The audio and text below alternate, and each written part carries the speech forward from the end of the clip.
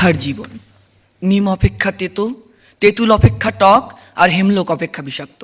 মাননীয় মডারেটর, স্বাধীনতার ৪৪টি বছর ধরে অপেক্ষা করছি, কিন্তু তারপরও যখন সচেতনতা দিয়ে বাল্যবিবাহ রোধ করতে পারিনি, তখন আর অপেক্ষার প্রহর নয়, আমরা কঠোর আইনের মাধ্যমে বাল্যবিবাহ রোধ করতে চাই। ধন্যবাদ মাননীয় মডারেটর। আমাদের বিতর্ক চলছে এবং আমাদের বিতর্কের প্রস্তাব সচেতনতা নয়, আইন কঠোর হলে বাল্যবিবাহ বন্ধ হতে বাধ্য পক্ষে বলছি। মাননীয় মডারেটর, বিষয়টির যে গুরুত্বপূর্ণ প্রবঞ্চগুলো অধিকতর ব্যাখ্যার দাবি রাখে সেগুলি বিশ্লেষণ করছি। প্রথমেই সচেতনতা। সচেতনতা একটি দীর্ঘস্থায়ী ও অনিশ্চিত প্রক্রিয়া, যা দিয়ে কোনো সামাজিক সমস্যা পুরোপুরি সমাধান হবে কি হবে না তা নিশ্চিত করে বলা অসম্ভব। দ্বিতীয়ত আইন। অধ্যাপক হল্যান্ডের মতে আইন হলো মানুষের বাহ্যিক আচরণের নিয়ন্ত্রণ বিধি, যা সার্বভৌম কর্তৃপক্ষ দ্বারা কার্যকর করা হয়।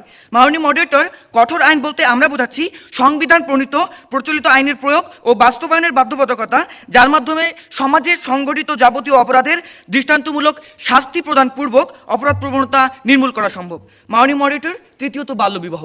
1929 সালের বাল্যবিবাহ নিরোধ আইনের ধারা 4 অনুযায়ী 18 বছরের কম বয়সী মেয়ে এবং 21 বছরের কম বয়সী ছেলের যে কোনো একজনের বিবাহ বন্ধনে আবদ্ধ হওয়াকেই বাল্যবিবাহ বলা হচ্ছে। মাননীয় মডারেটর, আজকের বিষয়টিতে সচেতনতা এবং কঠোর আইন নামক দুটি প্রক্রিয়াকে দেখানো হয়েছে এবং প্রশ্নটি হচ্ছে যে এই প্রক্রিয়া দুটির মধ্যে কোনটি বাল্যবিবাহে অধিক কার্যকর। এবং মাননীয় মডারেটর, এই অবস্থানে দাঁড়িয়ে আমরা 3টি নিয়ামক প্রতিষ্ঠার মাধ্যমে দেখিয়ে যাব যে আইনটি যদি কঠোর করা যায় তবে বাল্যবিবাহ বন্ধ হতে বাধ্য। প্রথমেই, কৃত অপরাধের অনুপাতে প্রদত্ত শাস্তির পরিমাণ সময়োপযোগী ও দৃষ্টান্তমূলক হতে হবে।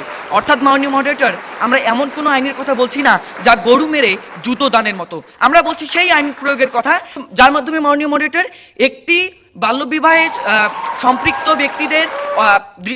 ব্যক্তিদের সাজার ভয়াবহতা দেখে আরো 10টি বাল্যবিবাহ আপনা আপনি বন্ধ হয়ে যাবে।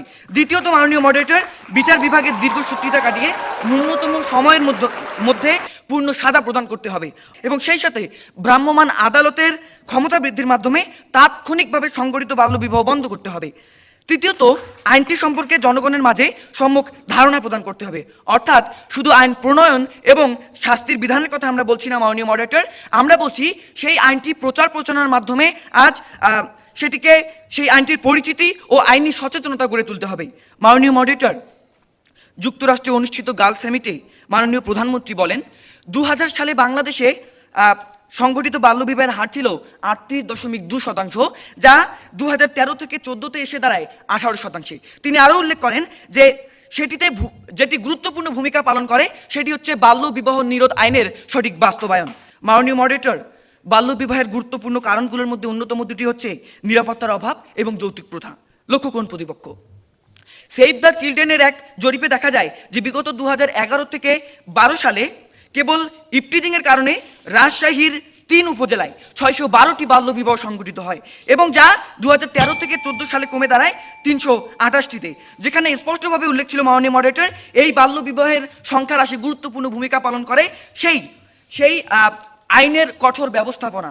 এবং মাননীয় মডারেটর, যেটি দ্বারা আবার প্রমাণিত হলো যে আইনের কঠোর প্রয়োগের মাধ্যমে আমরা ইপটিজিং দূর করতে পারি, পক্ষান্তরে আমরা বাল্যবিবাহ দূর করতে পারি।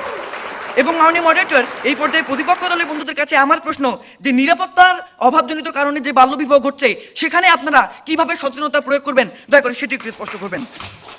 কথায় আছে, অভাব যখন দরজায় এসে দাঁড়ায়, ভালোবাসা তখন জানালা দিয়ে পালায়। মাননীয় মডারেটর, মেয়ের বয়স বৃদ্ধির সঙ্গে সঙ্গে যখন যৌতুকের হারটিও বেড়ে যায়, তখন অর্থনৈতিকভাবে অসচ্ছল পরিবারগুলি তাদের মেয়ের বাল্যবিবাহ দিতে বাধ্য হয়। মাননীয় মডারেটর, তাই বলছি সচেতনতা নয়, আইনের কঠোর প্রয়োগটি যদি আমরা নিশ্চিত করতে পারি তবেই বাল্যবিবাহ দূর করা সম্ভব। ধন্যবাদ মাননীয় মডারেটর, ধন্যবাদ সবাইকে।